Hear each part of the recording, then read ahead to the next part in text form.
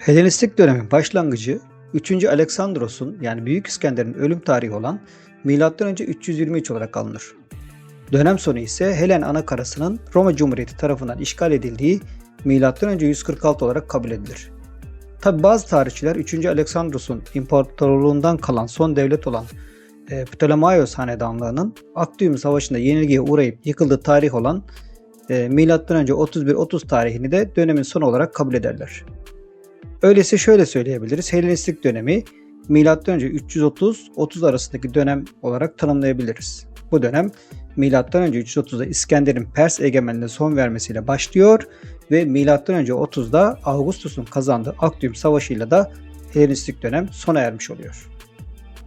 İskender'in doğum tarihi bildiğiniz gibi M.Ö. 356. M.Ö. 323'lerde de Mısır'da hayatını kaybetti. Son günlerini Mısır'da geçirdi. İskender Doğu Seferi'nde Doğu Akdeniz toplumlarından çok etkilendi.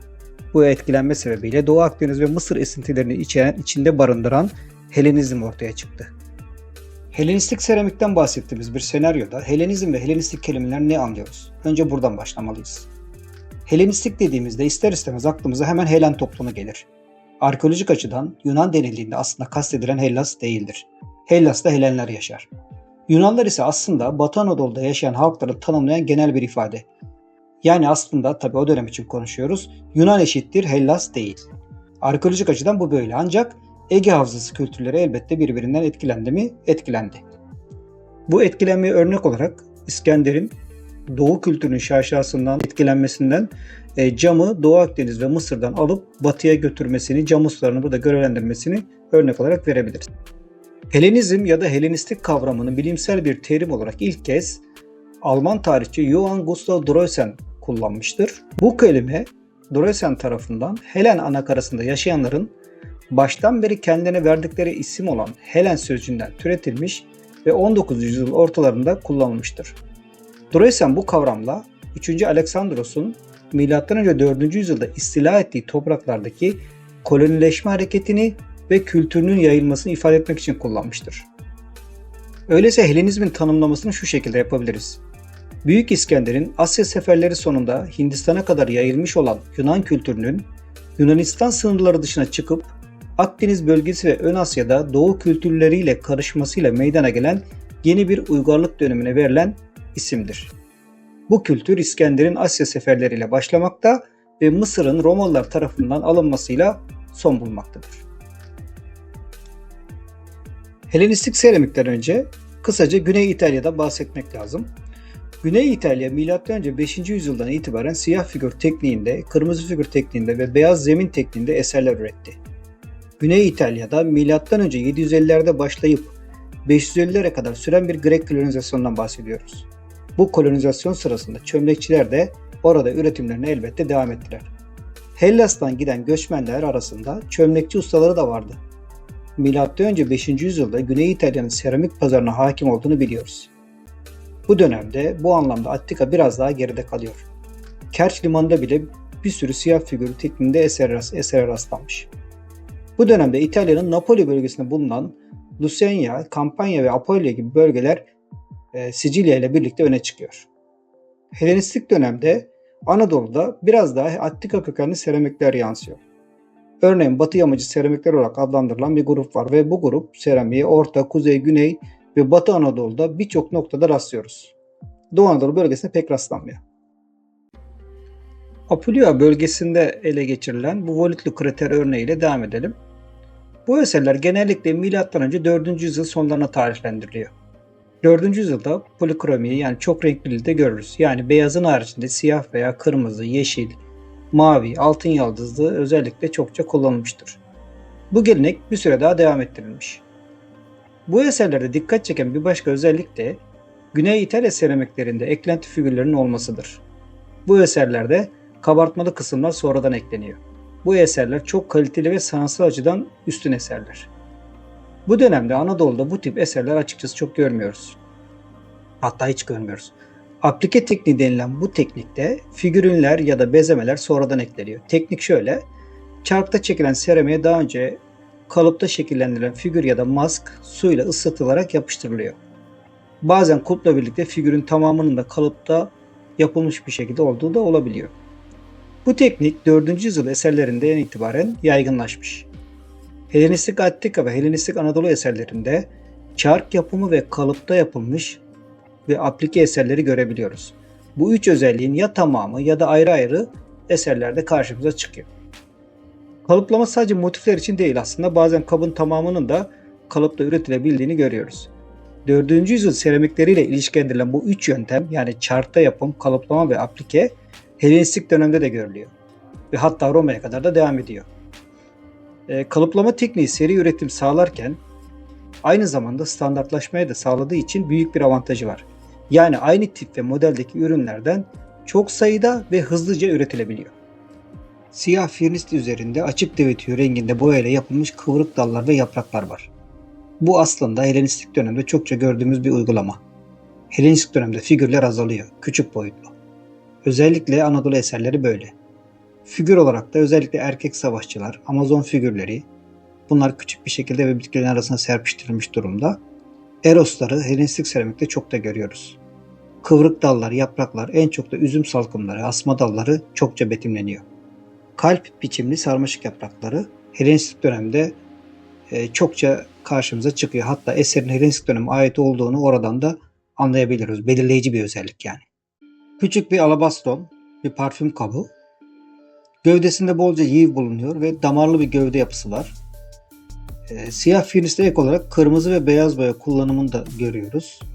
5. yüzyılın özellikle 460'lardan sonra görülen altın yaldızlı mavi, yeşil, sarı boyaları azalıyor. Burada da sadece kırmızı, beyaz ve siyah temel renk olarak kullanılmış. Siyah zemin, biz skipos görüyoruz. Siyah zemin üzerinde asma dalları var. Üzüm salkımları ve aralarında beyaz boyayla yapılmış kıvrık dallar var. Ağız altında stilize iyon kimyasyonları yapılmış. Benekleri görüyoruz. Bu tür bezemeyi Batı yamacı seramiklerinde görmeyiz. Yine damarlı bir gövde yapısı, siyah zemin üzerine beyaz boyayla yapılmış kıvrık dallar, asmalar, üzüm salkımları ve benekler yapılmış.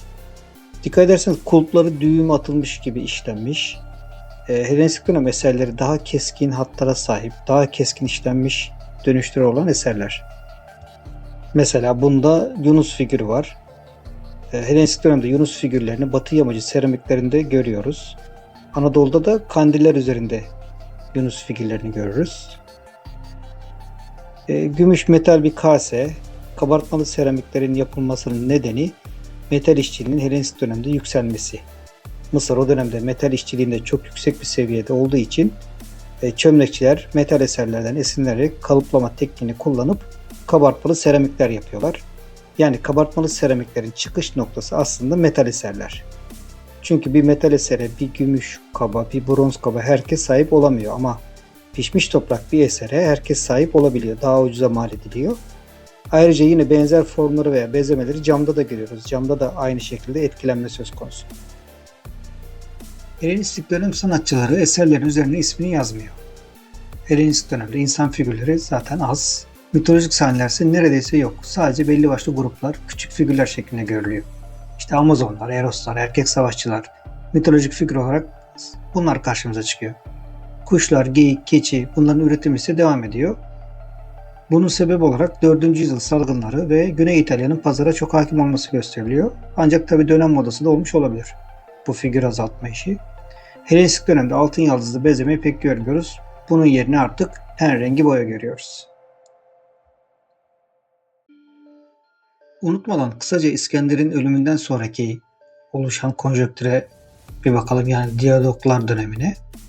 Diyadoklar döneminde 4 tane büyük krallık oluyor. Bunlardan birincisi Helen anakarası ve Makedonya'daki Antigonos hanedanlığı. İkincisi Anadolu'da merkezi Pergamon'da bulunan Attaloslar. Üçüncüsü Mısır'da Aleksandriya'da Ptolemaioslar. Dördüncüsü de Suriye'de Mezopotamya'da Antiokia, yani bugünkü Antakya merkezli Seleukoslar. Genel çerçevede Helenistik seramiği ince seramik ve kaba seramik olarak iki başlık altında değerlendiriyoruz. İnce seramiklerde sofra takımları, kandiller, unguentaryumlar, kaba seramiklerde ise pişirme, depolama ve saklama kapları kullanılıyor. Helenistik dönemde bazı gruplardan söz edebiliriz. Mesela megara kaseleri. Bu kaseler Helenistik yerleşimlerin tümünde yaygın olarak gördüğümüz bir malzeme grubu. Kalıpta yapılıyorlar. Yükselen metal işçiliğinin ve Mısır etkisinin kilden seramiklere yansımış şeklidir. Önce Atina atölyelerinde, daha sonra Anadolu'da çokça üretilmiş bir seramik grubu.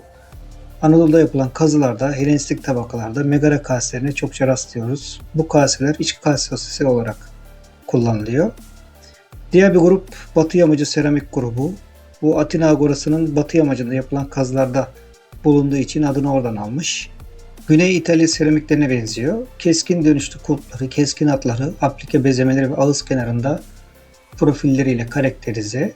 Bol miktarda kabartma halka ve iyi içeriyor.